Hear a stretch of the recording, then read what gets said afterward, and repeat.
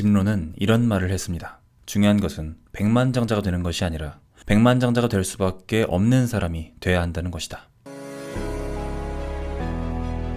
백만장자가 되고 싶으신가요? 백만장자가 되기 위해서 여러분들이 해야 할 일은 정말로 간단한 일들입니다. 하지만 여러분들은 이제부터 완전히 다른 사람이 되어야 할 거예요. 오늘은 성공하게 돼가 브라이언 트레이시가 말하는 성공을 위한 7가지 요소에 대해서 알아보겠습니다. 첫 번째는 명확성입니다. 명확성은 비즈니스와 성공에 있어서 제가 가장 좋아하는 단어예요. 저는 IBM, 제너럴 모터스, 펩시, 뱅크 오브 아메리카와 같은 1000개 이상의 대기업 컨설팅을 맡아왔습니다. 이외에도 10,000개가 넘는 중소기업들과 함께하면서 알게 된 사실이 있어요. 그것은 바로 회사가 직면하는 모든 문제들이 회사가 무엇을 어떻게 할지에 대한 명확함이 없을 때 발생한다는 거예요. 자, 기억하세요. 모든 문제는 명료함의 부재에서 옵니다. 여러분들 회사의 제품이 무엇인지 가장 먼저 알아야 해요. 또한 여러분들의 고객은 어떤 사람들이고 여러분들의 회사가 다른 경쟁사보다 더 우월한 점은 무엇이며 더 많은 고객을 유치하기 위해서 무엇을 할 수 있는가, 신규 고객을 고정 고객으로 바꾸기 위해서는 어떤 방법을 사용할 것인가, 이런 답변에 바로 대답을 할 수 있을 정도로 명료해야 한다는 겁니다. 성공적인 사업가 50명을 대상으로 시간 관리 방법에 대해서 질문을 한 적이 있어요. 그들은 가장 좋은 방법으로 노란 메모 패드를 선호했습니다. 이걸로 하루를 계획하고 투두리스트를 작성합니다.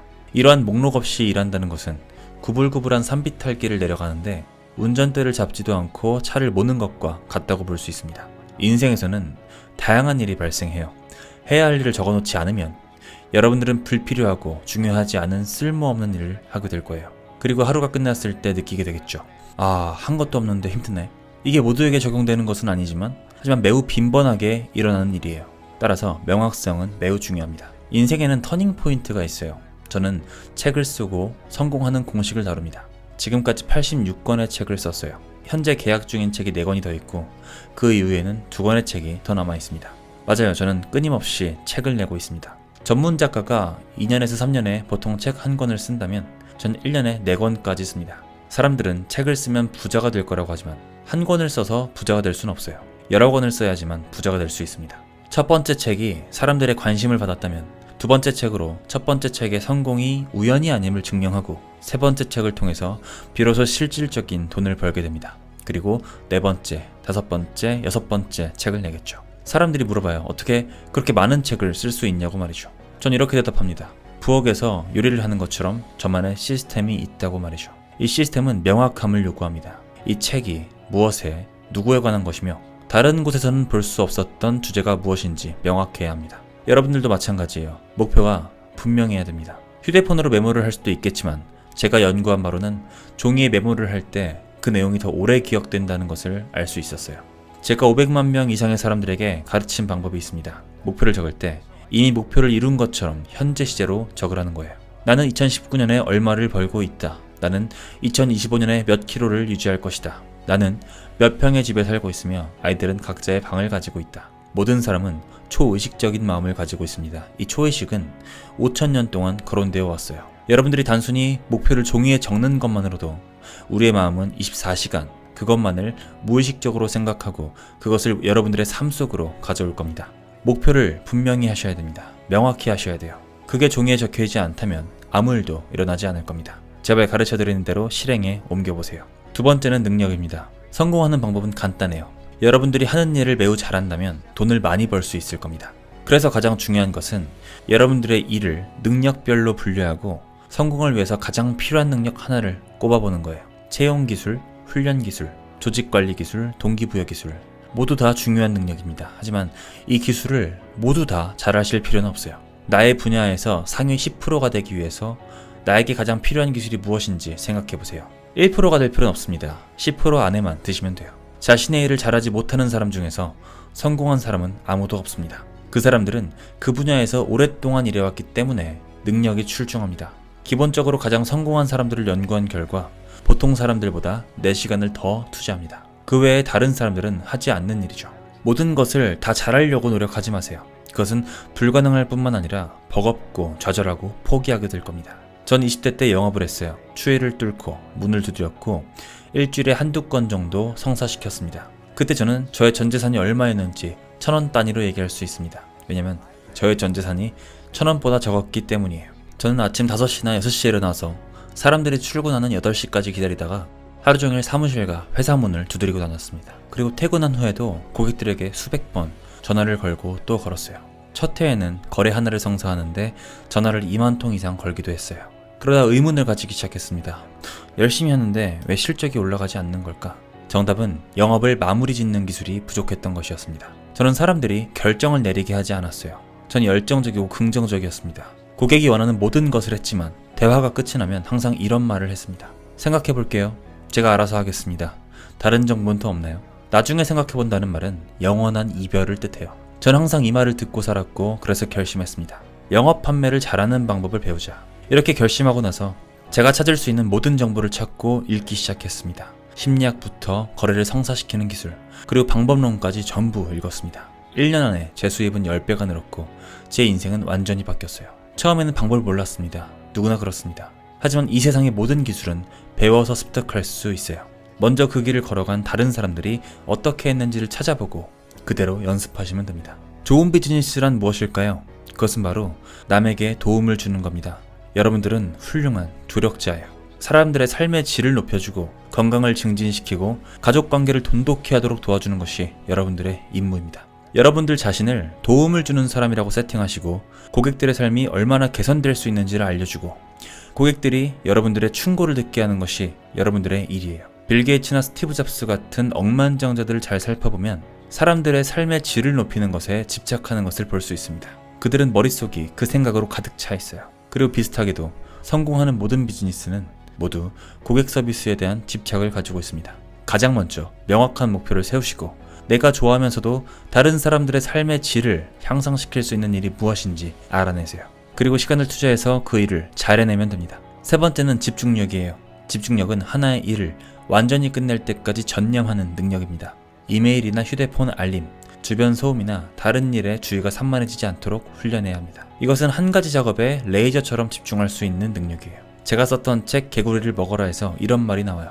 아침에 일어나서 가장 먼저 개구리를 삼키세요. 그러면 그날 당신에게 일어날 최악의 일을 가장 먼저 누릴 수 있는 기쁨을 느낄 수 있을 겁니다. 이 말은 가장 하기 싫은 일을 가장 먼저 하라는 거예요. 반드시 해야 하고 성과에 있어서 가장 핵심적인 일이지만 정말 하기 싫은 일이 있을 겁니다. 그것을 가장 먼저 끝내는 것이 성공으로 가는 비결입니다. 그래서 여러분들의 임무는 바로 그 개구리를 잡아먹는 거예요.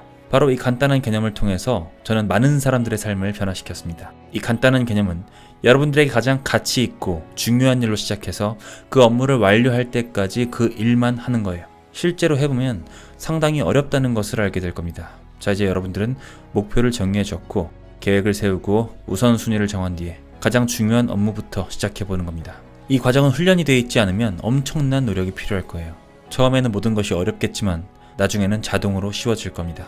처음엔 어쩔 수 없이 강제로 자제력을 길러야 할 거예요. 자신을 훈련할 때 가장 좋은 방법은 여러분들이 운동선수가 된 것처럼 생각해보는 겁니다. 여러분들이 만약에 달리기 선수고 1등으로 들어왔다면 사람들은 여러분들을 승자라고 부를 겁니다. 여러분들이 승자라는 것을 인식하는 순간 여러분들의 몸에서는 엔돌핀이 나올 거예요. 자연의 행복 마약이라고도 불리는 물질입니다. 따라서 여러분들이 주어진 업무를 완료한다면 이러한 호르몬 때문에 행복감을 느끼게 될 거예요. 그리고 이 행복감은 내 삶의 원동력이 될 겁니다. 여러분들이 자기 훈련을 통해서 중요한 업무를 우선순위대로 하나씩 마무리할 때마다 전율을 느끼시게 될 거예요. 네 번째는 제약입니다. 여러분들의 목표를 달성하는데 방해가 되는 제약을 찾아내야 됩니다. 주차 공간을 찾는 것부터 온라인 쇼핑을 하는 것까지 아주 사소한 것도 제약이 될 수 있어요. 내가 지속적으로 목표까지 달리는 데 있어서 제약은 무엇인가?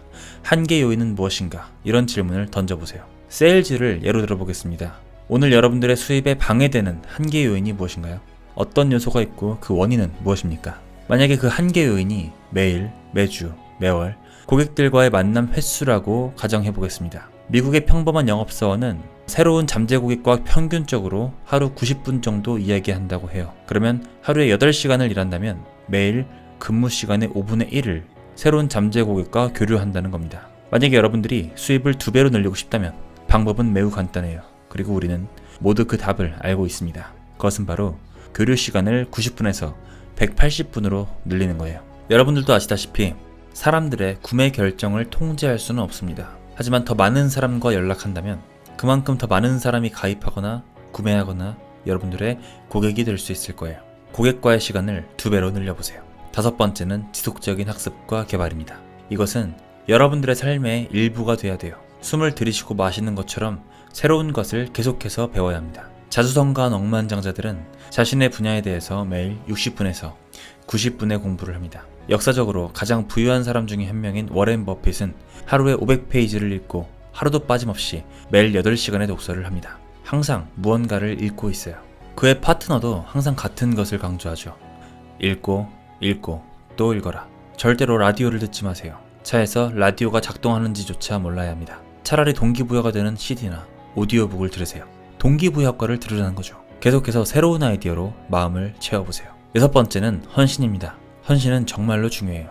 헌신이 없다면 성공도 없지만 오랜 시간 동안 온 힘을 다해서 노력한다면 여러분들에게 한계가 없을 겁니다. 아침에 일어나서 시간이 얼마가 걸리든 하루에 몇 시간을 투자해서라도 이 사업을 성공시킬 것이라고 마음속으로 굳게 다짐해보는 겁니다. 마지막으로 7번째는 용기입니다. 용기는 2가지 종류가 있어요. 첫 번째는 시작하는 용기. 새로운 것을 시작하기 위해서 실패와 거절을 마주할 수 있는 용기가 필요합니다. 실패할 가능성이 매우 높은 사실을 알면서도 시작하는 용기예요. 부끄러운 일도 생길 거고요. 자존감이 낮아지는 과정도 겪게 될 겁니다. 2번째 용기는 끈기입니다. 계속해서 자기 자신을 밀어붙이고 몰아갈 수 있는 힘이죠. 제가 결혼하기 전에 사귀었던 여자친구가 있었어요. 그녀는 저에게 물어봤습니다. 브라이언, 너가 가진 최고의 장점이 뭐야? 저는 잠시 생각한 뒤에 말했죠. 내 최고 장점은 절대로 포기하지 않는 거야. 그녀는 동의했습니다. 저는 절대로 포기하지 않아요. 내 사자는 포기란 없다라고 항상 생각합니다. 손실을 감수하고 새로운 것을 시도하지만 절대로 포기하지 않죠. 어떻게 이 흔들리지 않는 끈기를 개발할 수 있을까요? 이렇게 생각하시면 됩니다. 내가 그만두지 않으면 그 누구도 나를 그만두게 할 수 없다. 내가 포기하지만 않으면 그 외에 나올 수 있는 결과값은 성공밖에 없다. 이렇게 생각하시면 됩니다. 오늘은 성공학의 바이블 브라이언 트레이시의 성공을 결정짓는 7가지 요소에 대해서 알아보았습니다. 원제는 성공을 결정짓는 7가지 C이에요.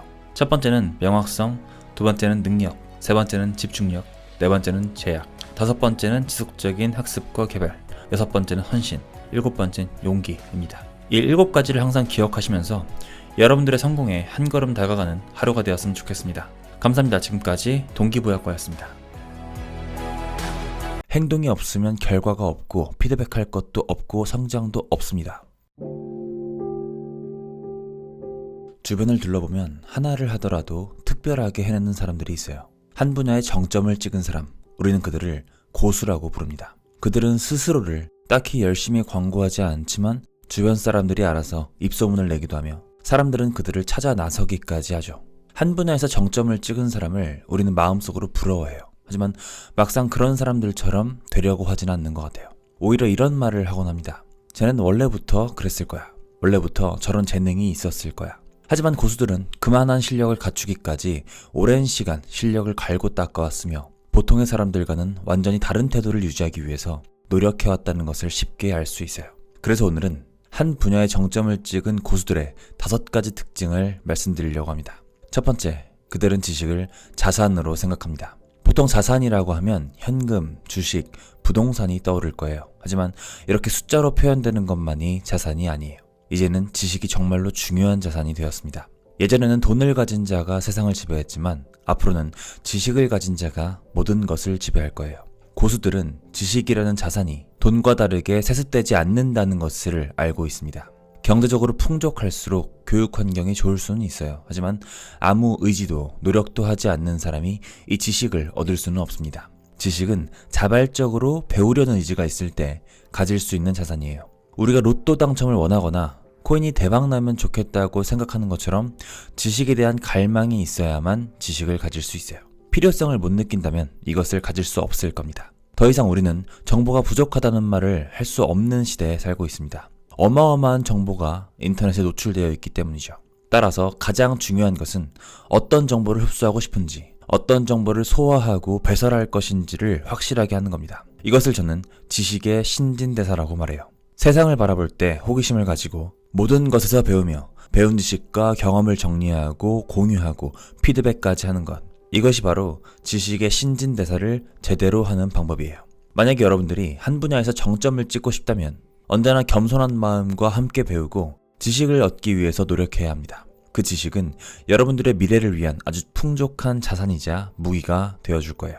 두 번째, 고수들은 학, 습, 관, 행 이 네 가지 프로세스를 완벽히 거칩니다. 모든 것은 학에서부터 시작돼요.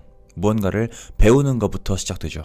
공부라는 것은 되고 싶은 나의 모습, 그리고 현재 나의 모습과의 갭을 채우는 행위라고 생각하시면 됩니다. 그래서 롤모델을 정하는 건 정말로 중요해요. 만약에 영어를 능숙하게 하고 싶다면 영단어, 문법, 문장을 배우는 것부터 시작하는 겁니다. 무언가가 되기 위해서 책을 보고 인터넷 강의를 듣고 여기저기에서 정보를 얻기 위해서 쫓아다니는 행위, 이것을 우리는 학이라고 합니다. 그 다음은 습이에요. 배우는 것과 익히는 것은 완전히 다릅니다. 우리가 수영하는 법을 말이나 글로 배웠다고 하더라도 몸으로 연습하지 않는다면 수영을 할 줄 안다고 말할 수 없을 거예요. 결국 익히는 것은 다른 누군가가 대신해 줄 수 없습니다. 직접 하는 수밖에 없어요. 아무리 동기부여 영상을 많이 보더라도 행동으로 옮기지 않는다면 그저 환상 같은 이야기에 불과하다고 느끼실 거예요. 그리고 속으로 이렇게 생각하실 겁니다. 역시 이딴 거 봐봐야 소용없어. 환상만 커지고 현실은 암울할 뿐이야. 이런 생각이 든다면 자문해 볼 필요가 있어요. 과연 내가 배운 것을 토대로 행동으로 옮겨본 적이나 있는지 말이죠. 행동이 없으면 결과가 없고 피드백할 것도 없고 성장도 없습니다. 현실도 피하지 마시고 그냥 부딪혀 보세요. 안 죽어요. 실수하셨으면 사과하시고 고쳐나가십시오. 완벽한 시작은 없습니다. 고수들도 마찬가지로 지식을 배웠으면 익히는 과정을 반드시 거칩니다. 반드시 거쳐요. 그 다음 과정은 관, 즉 몸에 배게 하는 과정이에요. 처음에는 모든 것이 낯설고 몸에 익지 않을 겁니다. 하지만 매일 꾸준히 하다 보면 눈을 감고도 하는 순간이 올 거예요. 뇌가 기억하는 것을 넘어서 몸이 기억하는 수준까지 끌어올려야 그제서야 진짜 지식이 될 겁니다. 마지막으로 행은 배우고 익히고 몸에 배게 한 지식을 실제로 활용하는 단계를 말해요. 배우기만 하고 쓰지 않는 지식은 배우지 않는 것만 못합니다. 예를 들어서 저자들의 글쓰기, 노하우를 수집했다면 노하우의 공통점들을 정리하고 매일 일정 시간 노동자처럼 꾸준히 글을 써야 합니다. 좋은 글감이 떠오르건 말건 그 시간이 되면 무조건 책상에 앉아서 글쓰기 하는 과정을 거쳐보는 거예요. 아주 단순하지만 최고가 될 수 있는 가장 확실한 방법입니다. 한 분야의 정점에 이른 사람들은 이 학, 습, 관, 행 네 가지 프로세스를 완전히 익힌 사람들이라는 것을 잊으면 안 돼요.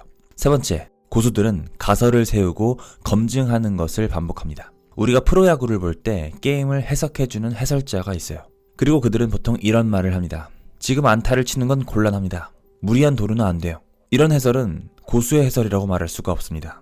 누구나 할 수 있는 너무 당연한 이야기이기 때문이죠. 진짜 고수는 일이 일어나기 전부터 예측을 합니다. 볼이 가운데로 몰리는 것을 보니 안타를 내줄 가능성이 크네요. 폼이 흐트러지는 것을 보니 오늘 저 선수는 홈런을 기대하기 어려워 보입니다. 지금 상황에서 견제구를 던지지 않으면 도루를 허용할 겁니다. 등등. 무언가 일이 벌어지기 전부터 경고하고 일반인이 보지 못하는 걸 볼 줄 아는 것이 진짜 고수의 해설이에요. 2002년 월드컵 4강 신화의 주역 히딩크 감독은 바로 대표적인 전문가입니다. 한국 축구는 정신력과 체력은 좋지만 골 결정력이 부족하다라는 막연한 분석 대신 그는 정량적으로 새로운 분석법을 제시했습니다. 프랑스, 이탈리아의 인류 선수가 100이라면 한국 축구는 힘과 지구력 50, 기술 85, 스피드 80, 자신감 60, 국가와 축구에 대한 사명감 99 이런 식으로 평가한 거죠. 이런 분석을 바탕으로 히딩크는 체력의 중요성을 강조했고 체력 훈련에 집중했어요. 하지만 월드컵이 얼마 남지도 않았는데 한가하게 체력 훈련이나 한다는 우려를 피할 수는 없었습니다.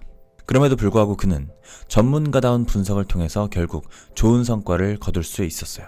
그는 축구 선수 시절에 인류 선수 출신은 아니었어요. 하지만 그렇다고 해서 전문가가 될 수 없는 것은 아닙니다. 그는 실전 경험을 통해서 엄청 많은 연구를 해왔고 날카로운 눈을 가지기 위해서 열심히 배웠습니다. 전문가가 되기 위해서는 가설과 관찰이 필수예요.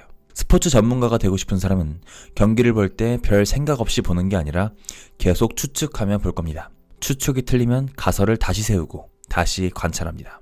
이런 반복된 가설과 관찰을 거친 것은 이론이 되죠. 전문가가 되기 위해선 경험이 필요하지만 아무 생각 없는 경험은 한계가 있어요. 추측이 없으면 뛰어난 관찰도 독창적인 관찰도 없을 거예요. 네 번째, 아이디어는 짜는 것이 아니라 흘러넘치는 것이다. 사람들은 아이디어를 짜내는 것이라고 생각하지만 고수들은 진짜 아이디어와 창의성이 압도적인 지식의 축적에서 나온다는 사실을 알고 있습니다. 그들은 창의성을 짜내는 게 아니라 흘러넘치게 하는 것이라고 말해요. 가장 먼저 해야 하는 것은 정보의 원천을 깊게 탐구하는 겁니다. 그리고 나서 이 정보를 가공하는 과정이 필요해요. 좋은 방법 중에 하나는 어떤 사건에 대해서 시간에 따른 변화를 관찰해보는 거죠. 만약 여러분들이 워터파크를 운영한다면 날씨와 매출을 함께 관찰해볼 수 있을 겁니다. 여름에 비가 너무 많이 오면 매출이 줄어들거나 하는 등의 날씨에 따른 매출의 변화가 있을 것이며 이들의 상관관계를 찾아보는 거죠. 이런 단순한 예시 외에도 월별로 자료를 만들다 보면 규칙을 찾게 되고 이를 통해서 미래 예측을 할 수 있으며 어떤 현상에 대한 통제가 가능해집니다. 또한 혁신을 위해서는 역발상도 필요해요. 1994년 9월 에스토니아에서 여객선이 전복되는 사고가 있었습니다. 95명이 사망하고 757명이 실종되는 아주 참혹한 사고였어요. 이 사고의 원인은 배가 무게 중심을 잃는 것이었습니다. 거친 파도로 인해서 갑판에 실린 자동차가 한쪽으로 쏠렸고 이 때문에 무게중심을 잃고 전복되었던 것이었죠. 선박회사는 재발 방지를 고민했고 갑판에 구멍을 뚫는 아이디어를 냈어요. 해수가 이 구멍을 통해서 밑바닥으로 흘러 들어오면 배의 밑바닥을 무겁게 해주기 때문에 무게중심을 잡기 쉬울 것이라는 아이디어였죠. 그들은 피해만 준다고 생각한 해수를 역으로 이용한 것이었고 이것은 기존의 생각에 대한 역발상의 예시라고 볼 수 있죠. 뉴턴은 사과가 나무에서 땅으로 떨어지는 게 아니라 지구가 사과를 당긴다고 생각했고 이 역발상을 통해서 만유인력의 법칙을 발견했습니다. 고수들은 먼저 정보의 원천에 접근하고 그 정보를 시간 순서로 혹은 역으로 생각해보는 것을 잘합니다. 정점에 오르는 사람은 이렇게 끊임없이 배우고 생각하고 적용하는 것을 습관화한 사람들이에요. 5번째, 직이 아닌 업에 대해 정의한다. 사람들은 말해요. 직업이 적성에 맞지 않아요. 직업 선택을 잘못 선택한 것 같습니다. 라고 말이죠. 이런 생각이 드는 이유는 뭘까요? 그것은 직이 아닌 업을 제대로 정의하지 못했기 때문이에요. 업을 제대로 정의한 기업에는 풀무원이 있습니다. 풀무원은 처음에 두부와 콩나물을 파는 회사로 유명했어요. 하지만 풀무원은 더 이상 두부와 콩나물을 파는 회사가 아닌 정직과 신뢰를 파는 회사가 되었습니다. 사람들은 풀무원의 두부와 콩나물을 사지만 알게 모르게 고객들의 인식 속에는 풀무원의 제품이 다소 비싸더라도 맛있고 건강한 식품을 파는 회사라는 생각이 있어요. 고객들은 풀무원 제품이 믿을만하고 생각하기 때문에 풀무원의 제품을 구매하는 겁니다. 유한 킴벌리는 어떨까요? 유한 킴벌리는 단순히 티슈와 기저귀를 파는 기업이 아니라 윤리와 환경 철학을 파는 회사예요. 유한 킴벌리 고객은 친환경 제품에 더 열광하고 신뢰하게 됩니다. 이렇게 업을 생각하다 보면 세상이 다르게 보일 거예요. 보험회사는 보험 서류가 아니라 안심을, 술집은 그냥 음식과 술이 아니라 즐거움과 편안함을 파는 곳이에요. 만약 호텔을 운영하는데 단순히 요식 아니면 숙박업으로만 정의한다면 하는 일은 단순해질 겁니다. 방청소, 조식 메뉴 개발 딱 이 정도일 거예요. 하지만 만약 추억 재생업이라고 정의한다면 어떨까요? 유명한 배우가 묵었던 방 또는 유명한 가수가 즐겨 찾던 메뉴, 이런 식으로 말이죠. 고객은 서비스 그 이상의 가치를 느끼게 될 거예요. 꼭 기업이 아닌 개인일지라도 자신의 업에 대해서 정의를 내릴 수 있어야 합니다. 오늘은 한 분야에서 정점을 찍은 사람들의 특징 5가지를 알아봤어요. 첫 번째, 지식을 자산으로 생각한다. 두 번째, 학습, 관행. 이 4가지 프로세스를 완벽히 거친다. 세 번째, 가설을 세우고 검증하는 것을 반복한다. 네 번째, 아이디어는 짜는 것이 아니라 흘러넘치는 것이다. 5번째, 직이 아닌 업에 대해서 정의한다. 이 5가지 법칙들을 기억하시고 가장 자신 있는 분야를 만들어 나간다면 성공에 조금 더 빠르게 다다를 수 있지 않을까라는 생각을 해봤어요. 저는 성공 최적화 컨설턴트라는 타이틀을 만들었고 각자가 성공으로 가는 길에서 더 이상 헤매지 않도록 돕는 일을 하기로 결정했습니다. 여러분들은 어떤 분야의 전문가가 되고 싶으신가요? 그리고 여러분들의 업은 무엇입니까?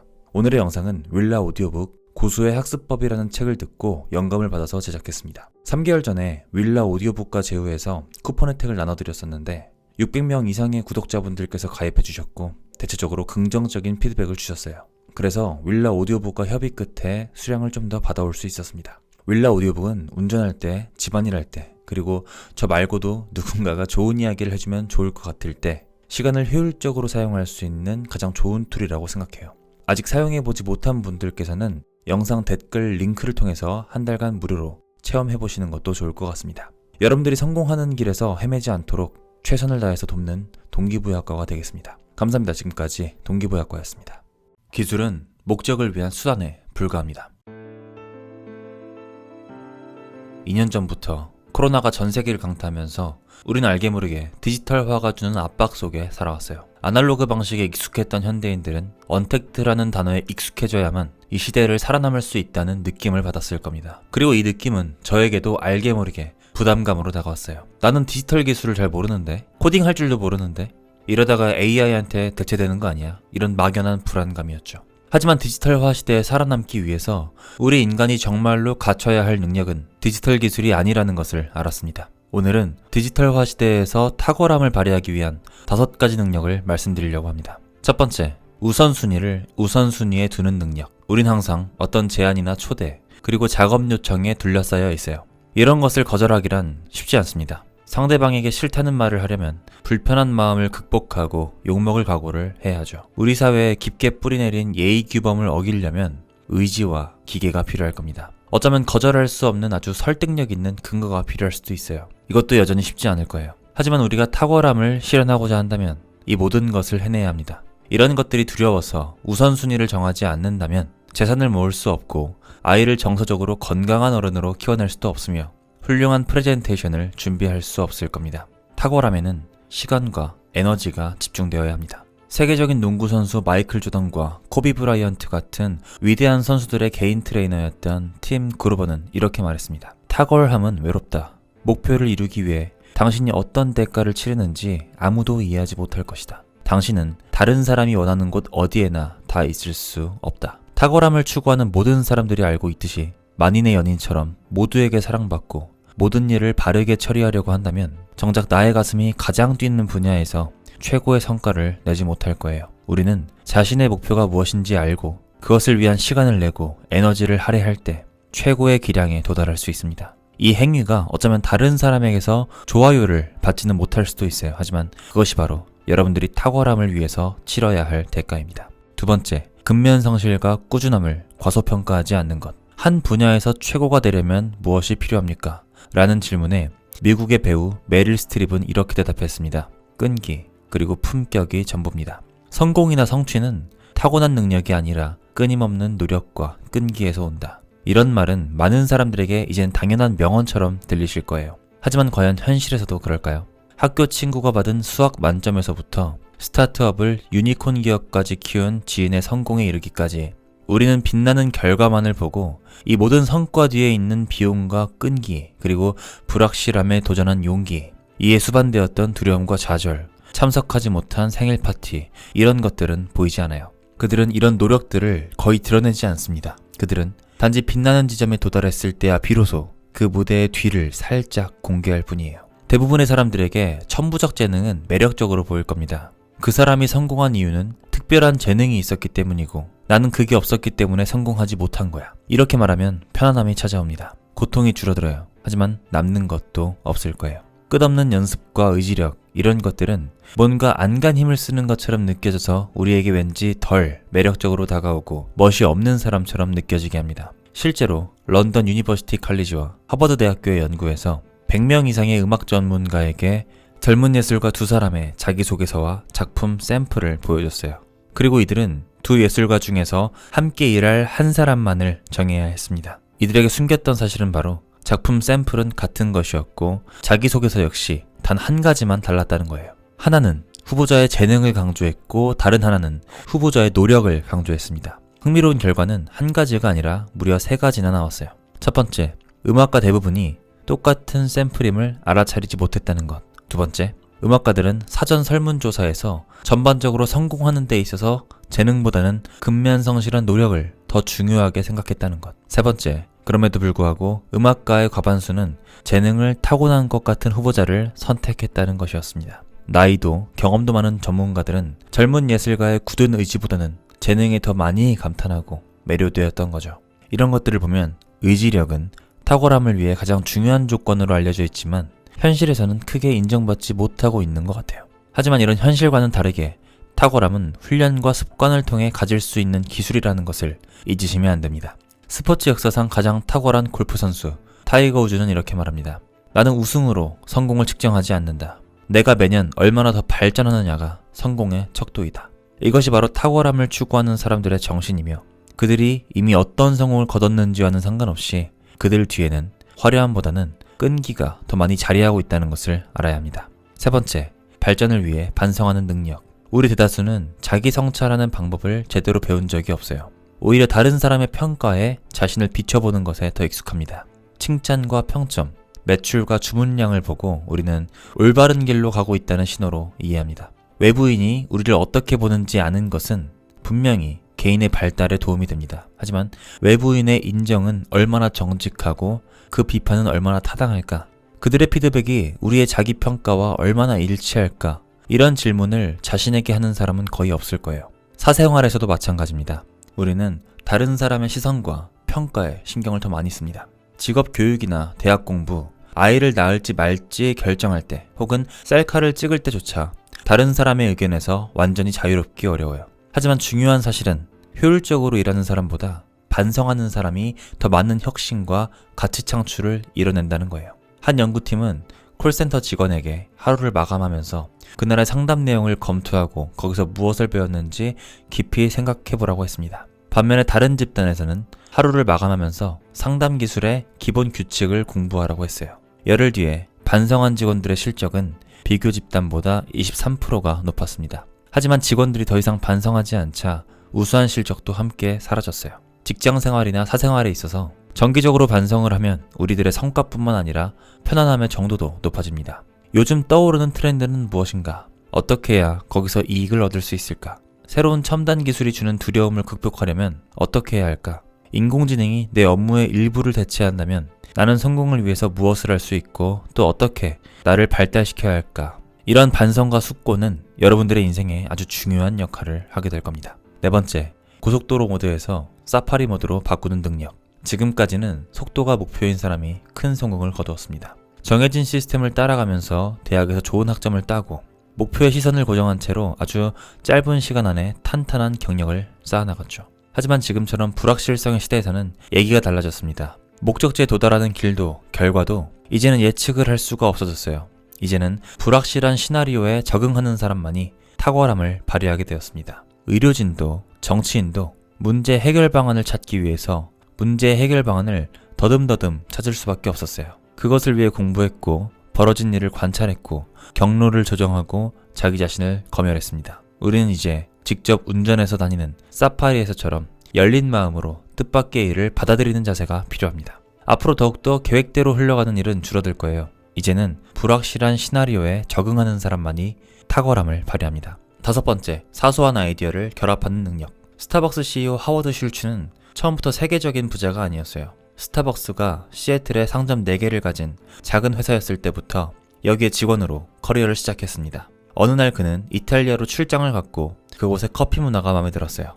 커피바에 앉은 모든 손님들에게 인사를 건네는 바리스타들, 거품이 가득한 커피에 감탄했습니다. 그는 이런 커피 문화를 미국으로 가져가려고 했지만 그의 상사는 탐탁지 않게 생각했어요. 그래서 슐츠는 퇴사를 했고 자신의 커피하우스를 열었지만 스타벅스라는 이름이 머리에서 떠나지 않았습니다. 그래서 그는 기회가 있을 때마다 스타벅스의 지점들을 인수하기 시작했습니다. 이게 바로 스타벅스의 시작이었어요. 지금 스타벅스 모든 매장의 인테리어는 손님들이 이탈리아 커피바에서처럼 편안함을 느낄 수 있도록 설계되어 있어요. 이처럼 우연치 않게 얻은 정보와 아이디어를 자신의 전문 분야에 접목하는 기술은 아주 중요해졌습니다. 이 기술을 엔카운터링이라고 해요. 불확실성의 시대에서 순간순간의 번뜩임과 자극을 사소한 것으로 치부하지 않고 자신의 전문 분야에 빠르게 접목할 수 있는 사람이 탁월함을 발휘할 수 있는 시대가 왔습니다. 사람만이 생각할 수 있는 아이디어와 창의성의 영역이 더욱 중요해졌기 때문이에요. 여러분들은 일상에서 우연한 자극을 감지했을 때 그 느낌을 쓸데없는 일로 치부하지 말아야 합니다. 오늘의 컨텐츠는 아비투스의 저자로도 유명하죠. 도리스 메르틴의 책 엑설런스를 참고해서 제작했습니다. 요즘에 이런 생각 한 번이라도 해보신 적 있나요? 인공지능이 내 일을 대체하진 않을까? 시대가 변해서 내 일이 사라지진 않을까? 이런 걱정이 누구에게나 있을 거라고 생각합니다. 디지털 트랜지션이다, 언택트다. 우리는 이런 디지털 기술을 익혀야 합니다. 이러면서 엄청난 붐이 있었죠.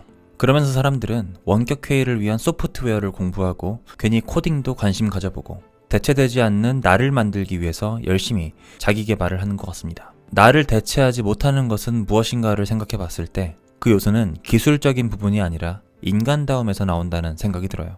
얼마나 더 인간적으로 탁월한 존재인가. 결국은 이미 탁월한 사람이 디지털 기술과 결합했을 때 시너지가 나고 이미 탁월한 제품이 디지털 기술과 결합했을 때 시너지가 나고 이미 탁월한 아이디어가 디지털 기술과 결합했을 때 시너지가 나는 것 같습니다. 이 책 엑설런스에서는 인간의 탁월함을 키우는 9가지 요소를 다양한 사례를 통해서 제시해주고 있어요. 시대가 변해도 대체되지 않는 나를 만들고 싶은 분들께 이 책을 강력 추천드립니다. 감사합니다. 지금까지 동기부여학과였습니다. 꿈은 나의 색이고 나만의 색이 없다면 언제든지 대체될 수 있을 겁니다. 사람들은 저를 이렇게 부릅니다. TV를 거꾸로 놓고 보는 괴짜 교수, 2032년 달력을 놓고 보는 미래학자, 카이스트 벤처 창업의 대부. 하지만 제가 처음부터 뛰어난 재능이 있었던 건 아니에요. 왜소한 체구에 언변도 부족했습니다. 그저 열등감을 갖고 살아가는 평범한 사람에 불과했어요. 하지만 제가 지금의 위치까지 올 수 있었던 이유는 반드시 이루고 싶은 꿈이 있었기 때문입니다.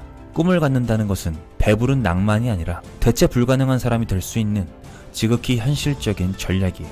그래서 오늘은 여러분들이 이 각박한 현실에서 독보적인 존재, 그리고 대체 불가능한 존재가 될 수 있는 4가지 방법을 알려드리려고 합니다. 첫 번째, 괴짜가 되어야 한다. 제가 생각하는 괴짜란 그냥 독특한 생각을 하는 사람이 아니라 그 독특한 생각을 실행에 옮기는 사람을 말해요. 이런 엉뚱한 상상을 즐기는 사람 중에는 일론 머스크를 예로 들 수 있습니다. 말이 많은 인물이긴 하지만 대단한 사람이라는 것을 부정하는 사람은 없을 거예요. 얼핏 보면 그의 생각이나 행동은 SF 영화처럼 허황돼 보이기까지 합니다. 하지만 그는 주변 시선에 아랑곳하지 않아요. 오직 그의 일에만 집중합니다. 우주 탐사에 박차를 가하죠. 그는 그만의 엉뚱한 상상을 실현해내는 데에만 최선을 다합니다. 스페이스X는 민간 기업 최초로 유인 우주선을 보냈고 24년 9월에는 승객 100명을 태우고 화성 탐사에 나서겠다는 야심찬 계획을 발표했습니다. 이렇게 괴짜들은 실현 불가능해 보이는 것들을 꿈꾸고 하나씩 실행에 옮겨나갑니다. 그리고 가장 먼저 미래에 도착하는 사람들도 바로 괴짜들일 겁니다. 평범함은 쉽게 대체될 수 있어요. 그래서 우리는 상상력을 키우고 한 번 더 뒤집어서 생각해보려는 노력이 필요합니다. 두 번째, 불편한 존재가 되어야 합니다. 괴짜처럼 생각하고 실현하는 것은 중요합니다. 하지만 이 세상에서 괴짜가 살아남기란 쉽지 않아요. 수많은 고정관념과 불편한 시선들이 그들을 궁지로 몰아넣기 때문입니다. 젊은 사람이 패기 하나로 그 시선을 감당하기에는 꽤나 많은 감정 소모가 필요하기 때문이에요. 하지만 그럴 때일수록 이 한마디를 기억하셔야 합니다. 세상에서 유일무이한 존재가 되려면 불편한 존재가 되어야 한다. 보통 편하다라는 수식어는 침대 같은 것에나 어울리는 단어예요. 독보적인 존재를 꿈꾸는 사람들, 이 사람들을 위한 단어는 아닙니다. 괴짜들이 보통 사람들과 잘 어울리지 못하는 이유는 대부분의 사람들은 편안한 상태를 유지하고 싶어 하기 때문입니다. 하지만 괴짜들은 세상과 마찰이 생기더라도 어떻게든 새로운 아이디어를 제시하고 이 아이디어는 결국 세상을 더 발전시키죠. 다른 사람들에게 피해를 주는 일이 아니라면 무엇이든 상관없어요. 남들의 시선에 개의치 마시고 남의 생각에 여러분들의 생각을 끼워 맞추지 마십시오. 현재 안주하고 안전한 생각만 하는 사람보다는 차라리 안주하고 있는 사람들에게 불편함을 주는 존재가 되도록 노력해보세요. 그것은 여러분들이 틀린 것이 아니라 특별하다는 증거입니다. 세 번째, 재능의 격차보다 꿈의 격차를 벌려라. 꿈이라 쓰고 취업이라 읽는다. 이것은 어느 한 신문 기사의 헤드라인이었습니다. 저에겐 정말 슬픈 문장이었어요. 일자리를 구하는 것은 현실적으로도 매우 중요한 일입니다. 하지만 그것은 하나의 과정일 뿐이에요. 꿈이 될 수는 없습니다. 꿈이라는 단어는 이제 사전 속에서나 존재하는 마치 허황된 단어처럼 느껴지실 거예요. 하지만 꿈은 허황된 것이 아니라 현실적인 전략이에요. 우리 모두가 꿈을 이루지 못할 거예요. 하지만 그 꿈을 향해서 달려나가는 과정에서 정말 많은 것들을 배우고 발전하게 될 겁니다. 꿈이 없다면 오히려 금방 지치고 말아요. 저의 제자 중에서는 학과 공부에 관심이 없고 오직 해킹에만 모든 것을 기울이는 학생이 있었습니다. 그 학생은 학사경고 누적이었고 재적 위기였습니다. 학과 공부에 불성실한 것을 두둔하는 것은 아니지만 공부 대신 좋아하는 일에 극도로 몰입하는 모습이 너무 보기 좋았어요. 그래서 저는 그 학생을 졸업은 시켜야겠다고 생각했습니다. 이 학생은 당시 최고의 보안 서비스 업체인 인젠 그리고 해커스랩의 창립 멤버 김창범이었어요. 해커스랩은 당시만 해도 별로 신경 쓰지 않았던 정보 보안의 중요성을 알렸고 이후에 신용카드 위에 적힌 글자 인쇄 기계도 그가 만들어낸 작품이었습니다. 만약에 그 학생에게 꿈이 없었고 성적이나 스펙 하나 못 맞춰서 좌절했다면 이런 꿈은 이루지 못했을 겁니다. 명확한 꿈을 세운 사람은 가장 고된 길에서도 앞으로 나아갈 수 있어요. 네 번째, 폭넓게 경험하라. 꿈에 관해서 얘기할 때 젊은 청년들은 이런 말을 자주 합니다. 전 하고 싶은 게 없어요. 내가 원하는 게 뭔지 잘 모르겠습니다. 참 안타까운 일이지만 어떻게 보면 당연한 결과이기도 해요. 우리는 우리가 무엇을 좋아하는지, 무엇을 잘하는지 진지하게 생각해볼 겨를도 없이 문과와 이과를 결정해야 했으며 대학만이 전부라고 생각하면서 학창시절을 보냈을 겁니다. 그랬기 때문에 시간이 지나서 성인이 되었을 때 스스로의 인생을 개척해 나갈 수 있는 힘을 기르지 못했어요. 무엇을 결정해야 하는지도 모르는 상태로 놓여지게 됐습니다. 이런 상태에서 스스로에게 나의 꿈은 무엇인가? 내가 정말 원하는 인생은 무엇인가? 라는 질문은 인간으로 반드시 해야 할 질문인 걸 알면서도 생각해 본 적이 없기 때문에, 처음 해보는 질문이었기 때문에 세상에게 그리고 남들에게 그 결정권을 내어주고 맙니다. 이런 상황에서 자신만의 꿈이 있다는 것은 정말 다행이고 기특한 일이에요. 확고한 꿈을 가진 사람들은 한 가지 공통점이 있습니다. 그들은 놀랄 만큼 많은 경험을 해왔다는 거예요. 그들은 경험을 해봤기 때문에 스스로가 좋아하는 일인지 그렇지 않은지를 단번에 파악할 수 있습니다. 제가 1995년 미국 스탠퍼드 연구소에 초빙 교수로 가게 됐을 때 작게 출발한 스타트업이 세계적인 벤처기업으로 거듭나는 현장을 목격했어요. 이 현장을 학생들이 본다면 얼마나 좋을까, 이런 생각으로 실리콘밸리 회사 몇 군데를 돌아다니면서 관계자들을 설득하기 시작했습니다. 연구 프로젝트를 받아서 그 연구비로 한국의 학생들을 실리콘밸리로 불러들였어요. 그 당시 학생들의 꿈은 단순히 논문을 써서 교수가 되는 것이었거나 연구원으로서 대기업에 취업하는 정도가 전부였습니다. 하지만 큰 세상을 본 뒤에는 그들의 눈빛이 달라지는 걸 느꼈습니다. 그들은 한국으로 돌아온 뒤에도 틈날 때마다 모여서 세미나를 열었고, 논문을 위한 세미나가 아닌 본인들의 꿈을 펼칠 수 있는 벤처 창업 세미나를 스스로 진행하게 된 거였죠. 어린 왕자를 쓴 생텍쥐페리는 이런 말을 했습니다. 어린아이에게 배를 만들게 하려면 대양을 보여주면 된다. 꿈이 없다면 무슨 경험이든 상관없이 최대한 많은 경험을 폭넓게 해보세요. 오늘은 아무도 대체할 수 없는 독보적인 존재가 되기 위한 4가지 방법을 알아봤습니다. 첫 번째, 괴짜가 되어야 한다. 두 번째, 불편한 존재가 되어야 한다. 세 번째, 재능의 격차보다 꿈의 격차를 벌려야 한다. 네 번째, 폭넓게 경험해라. 모방 그리고 벤치마킹이 쉴 새 없이 행해지고 너무 똑같아서 이젠 누가 오리지널인지도 알기 힘들 정도로 비슷한 서비스나 제품이 넘쳐나는 현대사회에서 차별화와 진입장벽은 큰 경쟁력을 가질 수 있는 요소가 됐어요. 제가 생각하는 꿈은 거대하고 불가능해 보이는 것을 말하는 게 아닙니다. 단지 내가 상상하고 있는 내 미래의 모습이라고 생각해요. 저는 1000명이 넘는 사람들 앞에서 대규모의 워크숍이나 연설을 하는 게 꿈이에요. 지금은 그 꿈을 위해서 한 단계 한 단계 가고 있는 중인 거죠. 하지만 이것이 저는 전혀 비현실적이거나 터무니없는 일이라고 생각하지 않아요. 제 미래를 상상했고 그것을 현실화하기 위한 구체적인 방법들, 전략들을 생각해보고 실제로 실행에 옮기고 있으니까요. 이것은 꿈이지만 비현실적이지도 터무니없지도 않습니다. 카이스트의 이광영 총장은 책 우린 모두 각자의 별에서 빛난다 에서 이렇게 말해요. 크고 작은 어려움 속에서 자신을 지탱해 준 것은 과학자가 되겠다는 꿈이었으며, 누구든 정말 하고 싶은 일을 찾으면 변화할 수 있고 더 나은 삶을 살 수 있다 라고 말이죠. 꿈을 잃지 마세요. 꿈은 나의 색이고 나만의 색이 없다면 언제든지 대체될 수 있을 겁니다. 생각하는 대로 살지 않으면 사는 대로 생각하게 된다고 하죠. 나만의 인생 그리고 나만의 색을 갖추고 싶은 분들, 그 누구도 대체할 수 없는 경쟁력을 갖추고 싶은 분들에게 이 책을 추천드립니다. 여러분들의 꿈을 남에게 뺏기지 않는 인생이 될 수 있기를 항상 응원하겠습니다. 감사합니다. 지금까지 동기부여과였습니다. 우리는 실패를 두려워합니다. 그 이유는 무엇일까요? 약 1년 전에 저는 친구와 함께 컴퓨터 프로그래밍 퍼즐을 만들었고, 저의 유튜브 구독자들에게 이것을 해보라고 요청드렸습니다. 이 퍼즐의 목적은 경험에 관계없이 누구나 코딩을 배울 수 있다는 것을 증명하는 것이었어요. 5만 명이 이 문제를 풀기 위해서 도전했지만 사실 이 퍼즐의 진짜 목적은 따로 있었습니다.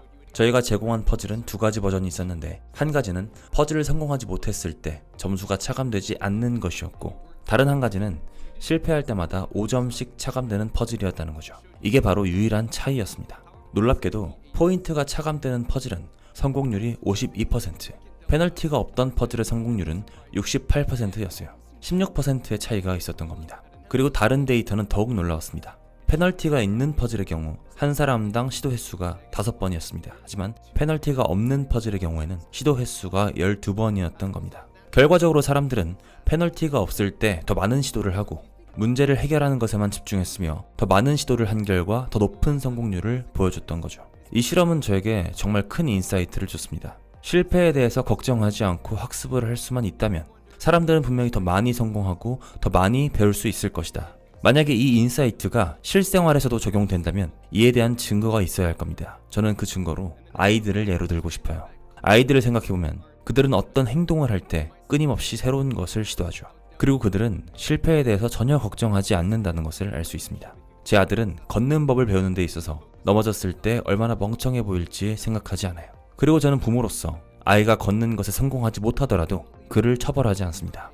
오히려 목표를 달성하기 위해서 끊임없이 실패하고 시도하고 결국 성공했을 때 함께 축하해주죠. 다른 이야기를 한번 말씀드려 볼게요.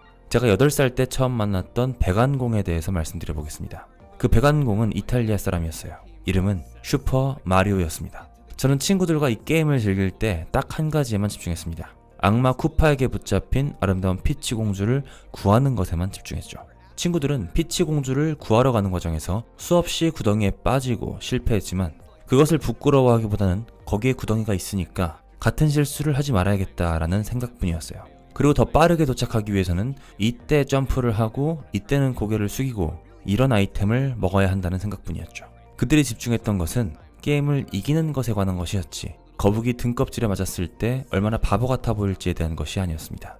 실패로부터 많은 것들을 배웠지만 실패에 초점을 맞추진 않았어요. 게임은 너무 재밌었고 매우 짧은 시간 동안 많은 것들을 배웠습니다. This is what I call the Super Mario effect. 전 이것을 슈퍼마리오 이펙트라고 말해요. 구덩이에 초점을 맞추는 게 아니라 공주를 구하는 것에 초점을 맞추는 것. 실패보다는 목표에 집중하고 더 많이 배우는 것에 집중하는 것이죠. 삶을 게임이라고 생각해본다면 실패에 대한 두려움은 극히 줄어들게 될 겁니다. 저는 유튜브 과학 채널을 운영하고 있어요. 이 채널에서 저는 엔지니어링 기술을 활용해서 세계에서 가장 큰 물총을 만든다거나 기네스에 등재된 가장 큰 장난감총을 만들죠. 이런 것들을 만드는 데는 보통 2-3개월이 걸립니다. 그 중에는 3년이 걸리는 것들도 있어요. 그것은 매번 관역을 맞출 수 있는 다트보드를 만드는 것이었습니다. 이것을 가능하게 하기 위해서는 많은 장비들이 필요했고 수많은 코딩, 그리고 코딩을 수정하는 과정이 필요했지만 결국 저는 해냈습니다. 흥미로웠던 점은 제가 이 모든 작업을 해내는 태도가 쿠파로부터 공주를 구하는 것과 같았다는 거예요. 물론 실패할 때마다 좌절했지만 게임에서처럼 구덩이에 빠진 것과 다를 바가 없다고 생각했습니다. 삶을 게임처럼 생각하는 것, 이것은 긍정적인 태도를 가져라 또는 절대 포기하지 마라 이런 말들 그 이상이라고 생각합니다. 왜냐하면 그런 말들은 하기 싫은 것도 견뎌내야 하는 것처럼 들릴 수 있기 때문이죠. 하지만 삶을 게임처럼 생각하는 것은 조금 다른 것 같아요. 실패하더라도 다시 한번 해보고 싶은 마음이 들게 하죠. 이것은 아이들이 일어나서 걷고 시도하고 계속 놀고 싶어 하는 것처럼 다시 시도하는 것이 정말 자연스럽게 느껴지게 합니다. 퍼즐 실험에서와 마찬가지로 페널티가 없던 그룹에게는 퍼즐을 2.5배 더 오래 하고 싶은 욕망이 있었습니다. 퍼즐을 계속 시도하고 배우기를 원했던 거죠. 우리는 항상 우리의 최고의 모습만을 원하는 것 같습니다. 도전하는 과정에서조차 최고의 모습이기를 바라죠. 하지만 실전에서는 생각보다 다른 모습을 많이 발견하고 스스로를 자책하기 시작합니다. 나는 실력이 부족해. 이제 포기해야겠다. 이제는 안 되겠어. 난 안 돼. 같은 말을 하면서 말이죠. 우리는 원하는 목표를 이루는 과정에서 종종 장애물을 만나게 될 겁니다. 시험을 망칠 수도 있고 고객과의 만남에서 만족스럽지 않은 결과가 나타날 수도 있어요. 또는 정말 진상 고객을 만날 수도 있고 애인과 이별을 할 수도 있습니다. 슈퍼마리오 게임에서처럼 늘 녹색 등껍질이 우리를 위협하는 환경에 처해 있어요. 하지만 이 모든 것들을 게임이라고 생각해본다면 어떨까요? 이번이 마지막이 아니라 다음에 기회는 또 있을 것이며 이번 장애물을 통해서 다음에 실수하지 않으면 된다고 우리의 뇌를 속여보면 어떨까요? 아마 이렇게 한다면 우린 더 많은 성공을 만들어낼 수 있을 것이라고 생각합니다. 감사합니다. 지금까지 동기부여과였습니다.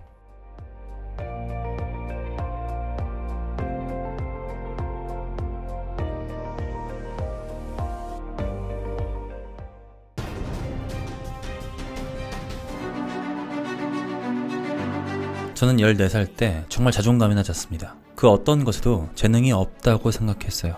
그러던 어느 날 저는 요요를 사게 됩니다. 첫 기술을 시도했을 땐 정말 형편없었어요. 가장 간단한 기술이었지만 이것조차 저에게는 자연스럽지 않았어요. 하지만 이건 당연한 일이었습니다. 왜냐면 저는 손재주가 없었기 때문이에요. 하지만 일주일 정도 연습하니까 처음보다는 좀 나아졌습니다. 그때 전 생각했어요. 어쩌면 내가 요요를 잘하게 될 수도 있지 않을까? 제 삶에서 처음으로 느낀 감정이었습니다. 요요에서 저는 열정을 발견한 거죠. 그때부터 연습을 하는데 저의 모든 시간을 쏟아부었습니다. 저의 기술을 다음 레벨로 끌어올리기 위해서 저의 모든 시간을 쏟아부었어요. 그렇게 4년이 지났죠. 18살 때 저는 요요 컨테스트의 무대 위에 서게 되었고 우승했습니다.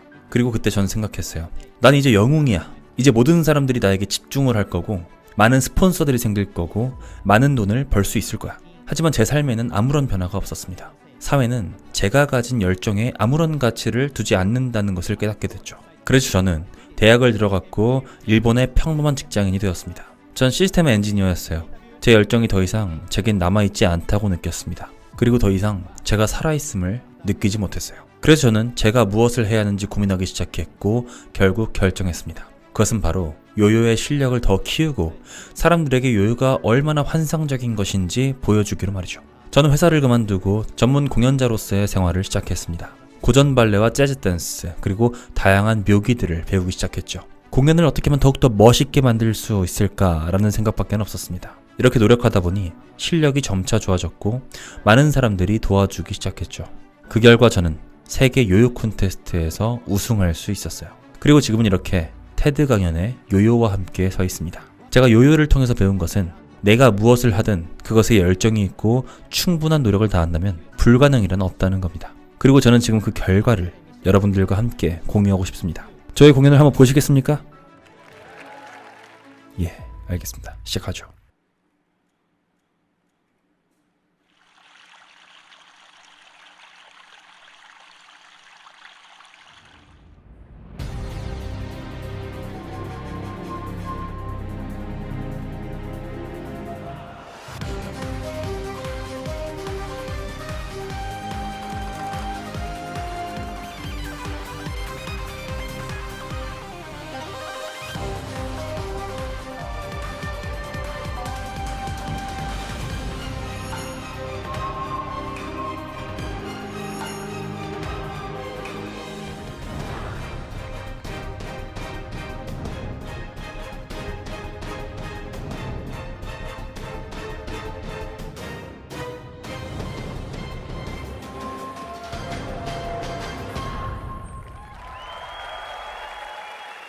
더 이상의 평범한 태도를 버리고 내가 선택한 분야를 마스터한다는 생각.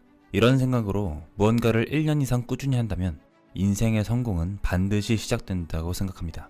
하지만 대다수의 사람들이 이런 마인드를 갖기는 힘들다고 생각해요. 왜냐면 환경이 뒷받침되지 않기 때문입니다. 특히 회사에서 일을 하다 보면 이런 마인드를 갖기가 더욱 힘들죠. 다른 사람의 업무가 나에게 넘어오는 게 싫고 그것을 한다고 해도 월급이 늘어나는 것도 아니죠. 더 많은 일을 하면 할수록 상사의 잔소리가 많아질 확률이 더 크기 때문입니다. 한마디로 일을 많이 한다고 해서 돈을 많이 벌 수 있는 구조가 아니기 때문에 이런 태도를 가지기란 너무나 힘들어요. 하지만 언젠가 사업을 통해서 부를 확장하고 싶고 또 사업이 아니더라도 회사 밖에서 프리랜서로서 수익을 창출하고 싶은 분이라면 뭐가 되었든 하나를 하더라도 제대로 해내는 습관을 들이시길 추천드릴게요. 회사 밖에서는 내가 제공한 서비스가 곧 내 평판이 되고 그 평판이 나의 수입을 결정하기 때문입니다.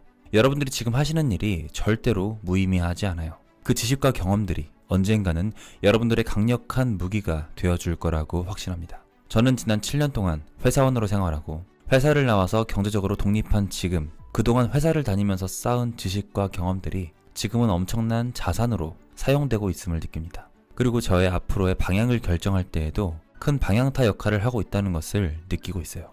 결국은 그런 것들이 부업이나 프리랜서로 넘어가는 과정에서 큰 힘을 발휘할 것이라고 생각합니다. 오늘도 역시 여러분들의 무기를 멋지게 다듬는 하루를 보내시길 바랍니다. 감사합니다. 지금까지 동기부여학과였습니다.